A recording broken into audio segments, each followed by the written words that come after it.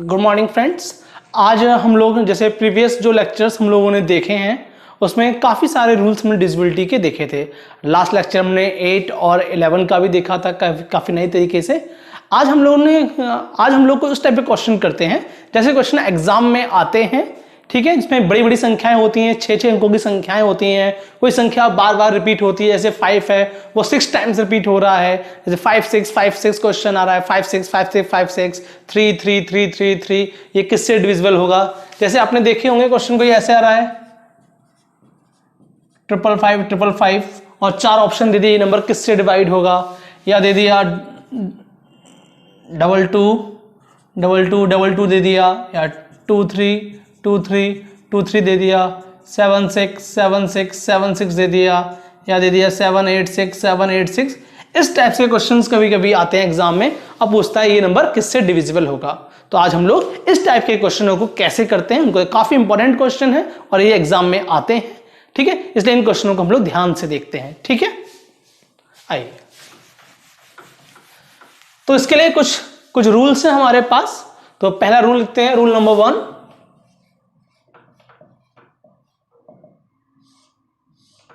Rule number 1 हमारा क्या है? जब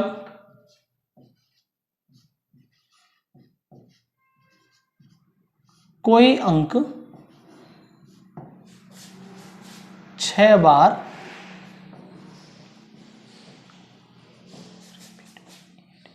रिपीट होता है, जब कोई अंक 6 बार रिपीट होता है, ठीक है, जैसे मैंने कहा 2 2 2 2 2, एक अंक है 2 जो 6 बार आ रहा है, 1 2 3 4 5 6 बार आ रहा है, ठीक है। तो इस टाइप के कोई भी अंक यदि 6 बार रिपीट होता है तो वो नंबर हमेशा किससे कटता है, उस चीज को हम लोग देखते हैं।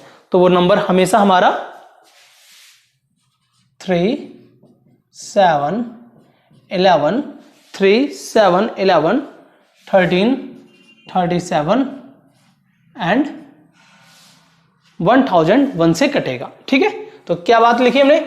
रूल नंबर 1 क्या है? जब कोई अंक 6 बार रिपीट होता है, जब भी कोई अंक 6 बार आ जाएगा तो वो 3 7 11 13 37 एंड 1001 से हमेशा डिविजिबल होगा।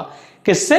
इन 6 अंकों से 3 7 11 13 37 1001 से हमेशा कटेगा। तो ये बिल्कुल बात आपको याद रख लेनी है। हाँ, इन्हीं चारों में से ही आपको ऑप्शन मिलेगा, या ऑप्शन ऐसा हो सकता है जिनमें इन्हीं में से कोई 2 संख्याएं या 3 अंक आपस में गुणा कर दिए गए हों, तो गुणनखंड करके वो बात आपको वहां समझ में आ जाएगी, ठीक है। तो ये बिल्कुल याद रहनी चाहिए, जब भी कोई संख्या में 6 अंक रिपीट होते हैं, 6 अंक बार बार पुनरावृत्ति दिखाते हैं, तो वो संख्या हमेशा हमारी 3 7 11 13 37 1001 से हमेशा विभाजित होगी, ठीक है। जैसे 2 2 2 2 2 6 बार हो गया, 6 6 6 6 6 6 9 9 9 9 9 9 8 8 8 8 8 8, और ऐसे कोई भी आप सवाल बना सकते हैं। 6 बार अंक 6 बार होने चाहिए। आइए एक क्वेश्चन करते हैं जो एग्जाम का आया हुआ है।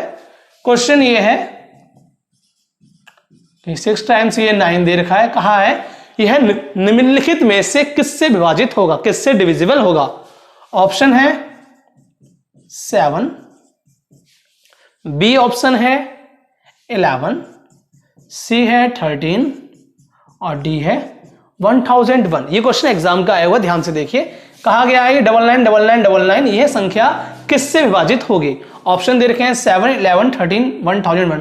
अब आप कहेंगे सर ये तो सब रूल में लिखवा दिया आपने 7 लिखवाया है, आपने 11 लिखवाया है, आपने 13 लिखवाया है, आपने 1001 लिखवाया है, तो ऐसे कैसे चूज करेंगे आंसर? तो जब भी ऐसा क्वेश्चन आए तो ध्यान रखें जो सबसे बड़ा ऑप्शन है इसके जरा गुणनखंड करके देखें, इसके जरा गुणनखंड करके देखें, गुणनखंड क्या आ रहे हैं। यदि आप इसके गुणनखंड करेंगे तो ये आएगा 7 गुणा 11 गुणा 13। मतलब क्या हुआ? इस ऑप्शन के अंदर ये ए बी सी तीनों का समावेश है। जो डी ऑप्शन है उसमें ये तीनों ऑप्शन अपने आप आ गए, इसलिए आंसर कौन सा सही होगा? डी।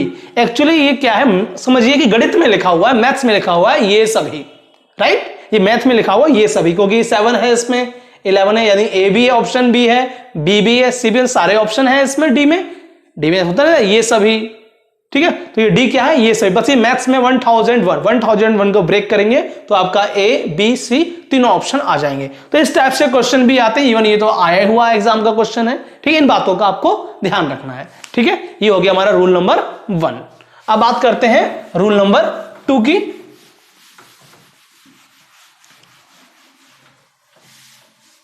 रूल नंबर जो 2 है वो क्या है हमारा, जब भी कोई दो अंक का जो पेयर बना लीजिए और वो 3 बार रिपीट होता है तो वो संख्या हमेशा हमारी 3, 7 और 13 से हमेशा कटेगी। इसके अलावा भी कट सकती है, ऐसी बात नहीं है। ठीक है, लेकिन इन तीनों से 101% आपकी वो संख्या कटेगी। क्या है सवाल, जब कोई दो अंक, मैं ले लेता हूं जैसे 2, 3, 2 अंक हैं, ये 3 बार रिपीट हो रहे हैं, एक बार ये, एक बार ये, एक बार ये, तो ये संख्या हमेशा 3 से भी कटेगी, 7 से भी कटेगी, 13 से भी। वैसे देखिए 23 से भी कट जाएगा ये, राइट, लेकिन 23 से हर संख्या से तो आपकी नहीं कटेगी। मैं कहूं ये 12, 12, 12, क्या ये 23 से कटेगा? नहीं कटेगा। ठीक है, लेकिन ये 3, 7, 13 इन तीनों संख्याओं से ये दोनों ही कटेंगे। इसके अलावा जो आपके दिमाग में आ जाए दो अंकों का कोई भी पेयर, 76, 76, 76 ले लें आप, 91, 91, 91 ले लें आप, 87, 87, 87 ले लें आप, कोई भी दो अंकों का आप पेयर 3 बार रिपीट करें तो वो संख्या हमेशा आपकी 3, 7 और 13 से कटेगी, हमेशा कटेगी। ठीक, कोई भी ऐसे अंक आए 2-2 के पेयर बन के तो वो संख्या हमेशा हमारी 3, 7 और 13 से डिविजिबल होगी। ठीक है जी, आइए रूल नंबर 3 देखते हैं। रूल नंबर 3 हमारा है, जब कोई 3 अंक यदि 2 बार रिपीट होते हैं, जैसे मैंने ले लिया 1, 2, 3, 3 अंक हो गए, 2 बार रिपीट होंगे 1, 2, 3, तो ये हमेशा 7, 11, 13, 1001 से संख्या कटेगी। कोई भी 3 अंक ले लें आप और उसको 2 बार रिपीट कर दे, 6 अंकों की संख्या हो गई। देखिए ये नियम सिर्फ 6 अंकों के लिए है, ये 7 या 5 की बात नहीं हो रही है, 6 अंकों की ही बात हो रही है यहाँ पे। ठीक है, तो ये 3 अंक 2 बार हो गए, तो ये संख्या हमेशा 7, 11, 13, 1001 से विभाजित होगी हमेशा।